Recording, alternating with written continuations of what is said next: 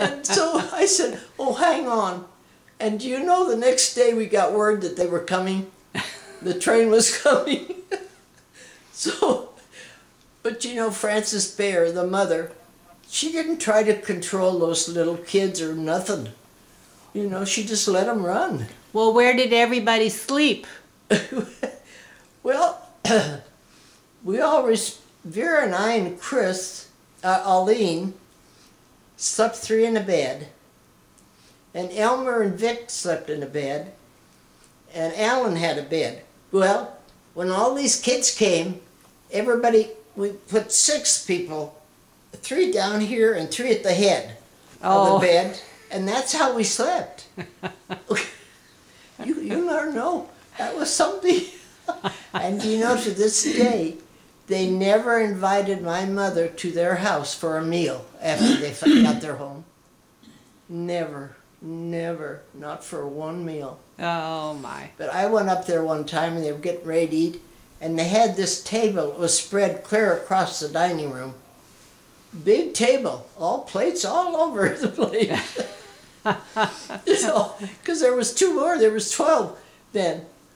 10 kids and him and her. Oh my goodness. And so I tell you, that's just a few of my anecdotes that I can remember. Oh, okay. Because they made such an impression on me. Well, yeah. I have a couple of things I want to ask you about. All right. You and Granny were in a car and you had an accident. Uh-huh. Now tell me about that. Well, we were going to Salem to special meeting, and I had made a spiced cake, and it was on the back seat, and Alan and I and Mom were in the front seat, and so she was driving pretty fast, because she hadn't driven very long, and she was in a hurry. And she hit one big hole in the road, and it threw us into the next hole, and that threw us into the ditch. Oh. And I took out just half of the windshield, just like it had been cut. And I had 14 stitches on my head, and Mom had a fractured knee and a fractured skull. Oh my. And so Mom and I, but Alan fell down in between me and the front of the car, you know, and he wasn't hurt at all. So luckily we had a lot of friends, the friends that were following us. Oh. And this one car they had a baby, and you know, I think I'd have bled to death if I hadn't had those diapers that they used on my head.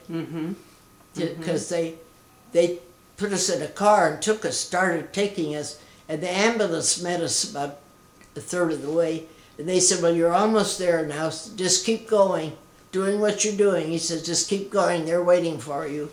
Now, where did you go? Salem Hospital. Yeah. So, at noontime, they wouldn't give me a mirror to look in at all. And here come up George and everybody, all these guys come up to see me.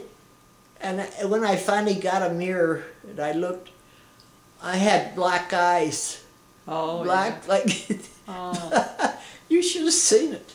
It was awful. Oh. But anyway, I took a month off from school and stayed with Mom because I had to take care of her. She couldn't walk. Yeah. Well, were you in high school then? How old were you? I was 17. Were you? Yeah. I was a junior in high school. And so then George's folks loaned us their car to use. Now, George was your boyfriend, right? Oh, yeah. Yeah. Yeah. Oh, yeah. And, yeah, we grew up together. Yeah. From Newburgh.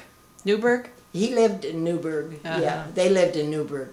Yeah. They had a ranch there. Yeah. And then they moved up farther on the hill, bigger place. But now, So Granny couldn't walk then, or she couldn't get around for quite a while then. Not for a long time, and then she walked with crutches for a long time because she had that fractured knee. Yeah. And then she had a fractured skull. Ooh. And between the two, so I just took a month off from school and I stayed. I didn't want to go anyway. You could have seen me. I was blue. I was black.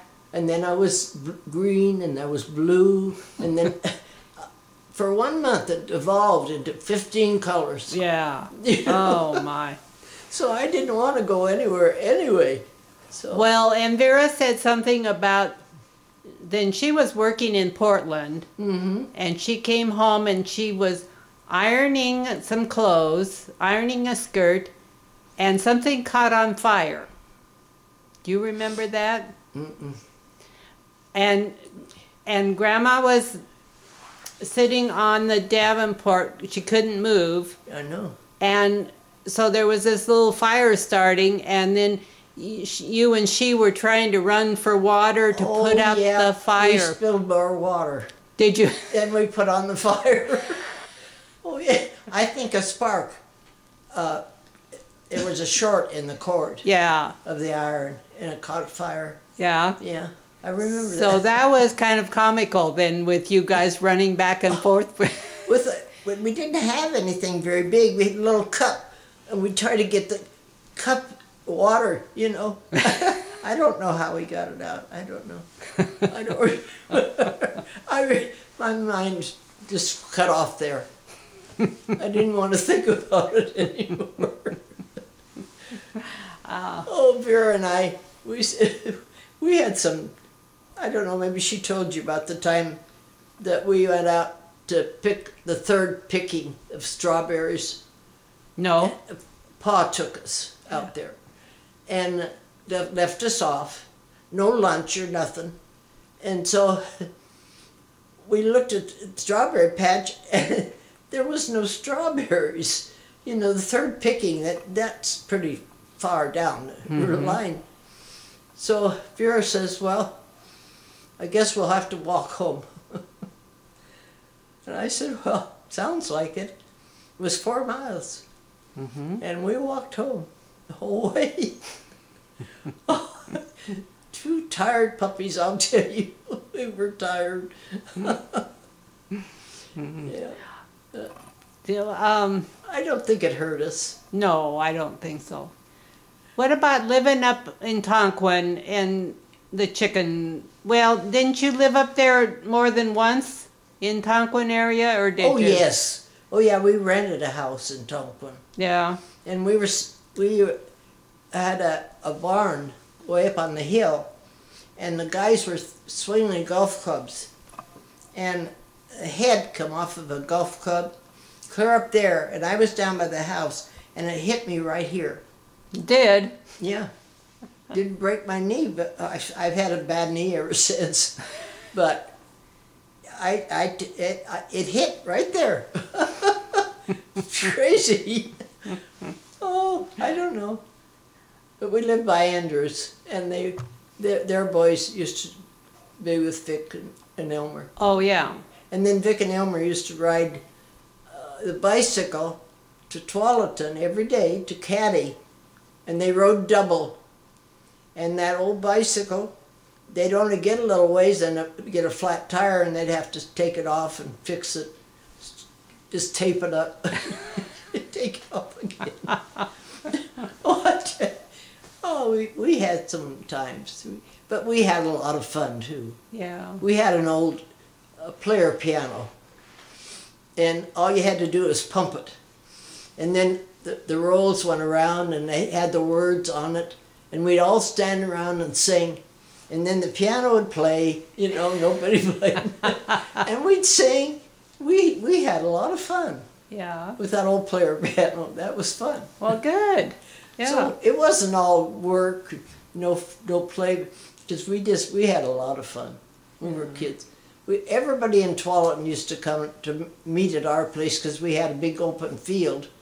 And we'd play games, and then when it got later, we'd play ball. And we had this ball diamond, and every night we played ball. Well, So good. The girls too, huh? Huh? The girls too. Everybody. Yeah. Everybody in town. Yeah. Wow. Yeah. Then if Mom wanted somebody, she'd go out and whistle. Oh. And so people would say, your mom's whistling for somebody. Sure enough, she was. She wanted us to come home. Yeah. Could she whistle? Could oh, she? Man. Oh, yeah. She could whistle. Believe it. Yeah. But anyway, I could go on for 2 hours here. Well, let's keep going. Oh, good night. Grandma baked bread every week. She baked bread, right? Oh, yes. And one time she baked a little tiny loaf and she left it in too long. And when she took it out, she said, oh, darn. She just bounced it on the floor. It just bounced. Oh, well. So, I don't know. Seems like I remember all the funny times. Yeah. Well, that's good. Yeah. You know? And you had a chicken coop. Or she had chickens back there behind the station. Didn't she have a little chicken coop and raise some stuff Oh, yes. too? Mom had chickens. Oh, yes, she did. And, you know, she'd tell Pa, she said, Frank, go kill a chicken and I'll fix it for dinner.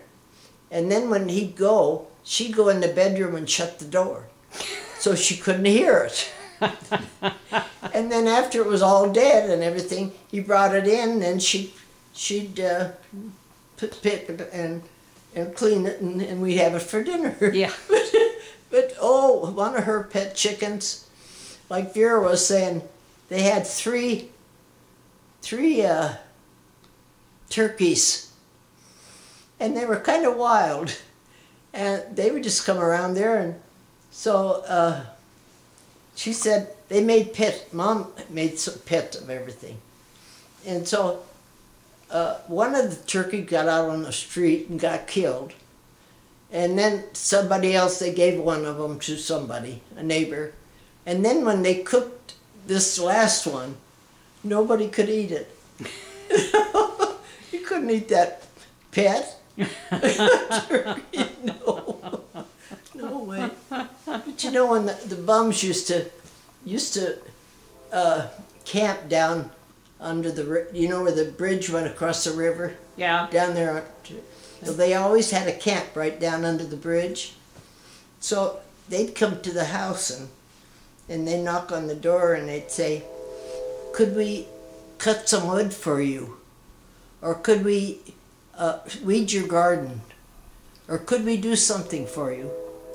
And she says, yes, I'd like you to cut some wood. I need wood. So they'd cut wood. Then when they were all through, Mom would have a big meal for them. And then she'd not only have a meal, she'd give them enough stuff for a stew to take back to their camp. But they never ever came and asked for something unless they offered to do something first. You know, during that Depression, boy, people were different. Oh yeah. They didn't expect you to hand out, Yeah. you know? Yeah. So, no, that was so, I'll never forget that. Mom was so kind to those men. Yeah. Those bums on the road. She'd say, oh, those poor men haven't got a job. Just riding the rails, Yeah. you know? Yeah. And a lot of them were men that had left their wives. Because if they left their wives could get welfare. Oh, could they? If the father wasn't there. Mm-hmm. So he'd take off. He'd take off. Oh. In fact, one of our friends came through there, and he stopped to see us. And he did that because he said, with all his kids, he had no way of feeding them. And he says, if I left, then they didn't have anybody to help, so they got welfare. I didn't know they did that back Oh, then. yeah, they did. Yeah. That, not very much, but Yeah, a little bit. it was hard to get. those Okay. days.